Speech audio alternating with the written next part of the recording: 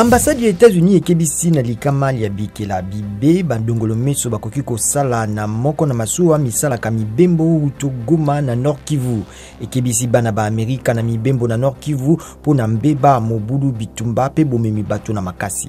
Amnesty International esengi na président Félix Tshisekedi kolongola bopekisa mibonso ya makoki mabomoto na bisika état de siège ezali pe kopesa linaka ya sikisiki pona kosukisa yango elobi yango na kotala mobu moko état de siège kokisi na Nord Kivu pe na Ituri. Protem Pirania moto alukama koleka penza pona génocide tobobomani ya 1994 na Rwanda asi ya kufa na 2006 na Harare na Zimbabwe elobi ba procureur ya ONU. Protem Pirania akimaka na 2000 afundama na kozala mopesi misolo pona bobomi boye bosalama.